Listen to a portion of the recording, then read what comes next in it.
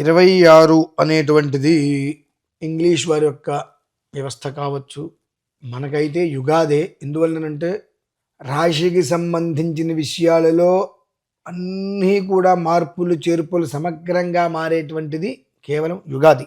క్యాలెండర్లో డేట్ మారుతుంది కానీ తిథివార నక్షత్రాలవే, అంతకుమించి ఆప్షన్ లేదు. కాబట్టి 25 ఎలా ఉందో 26 అలానే ఉంటుంది. కానీ ఉగాది నుంచి వచ్చే విధానం వేరే ఉంటుంది. కానీ సరే, మీరు అడిగారు కాబట్టి చెప్పాలి, తప్పదు, అది వేరే విషయము. తప్పదు అని కాదు, కాకపోతే జనాలకు కూడా కాస్త ఎడ్యుకేషన్ చెయ్యాలి. మనది సనాతనం అనేటువంటి సాంప్రదాయం యుగాది. 26 ఎలా ఉంది, 25 ఎలా ఉందండి? 26 కూడా అలానే ఉంటుంది, పెద్ద తేడా ఏం లేదు. ఎందువలనది మనకు విశ్వావసునామ సంవత్సరం నడుస్తుంది ఇప్పుడు. ఆ విశ్వావసునామ సంవత్సరం మొత్తం ఎలా ఉందనేటువంటిది ఉగాది రోజు మనకు తెలుస్తుంది. సో మళ్ళీ ఉగాది వచ్చినప్పుడు ఈ సంవత్సరం మారుతుంది కదా.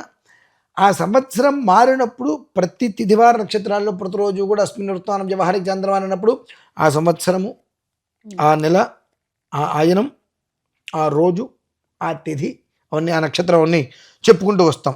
అది ప్రామాణికంగా మనం తీసుకొని చెప్పుకునే విధానం ఒకలా ఉంటుంది.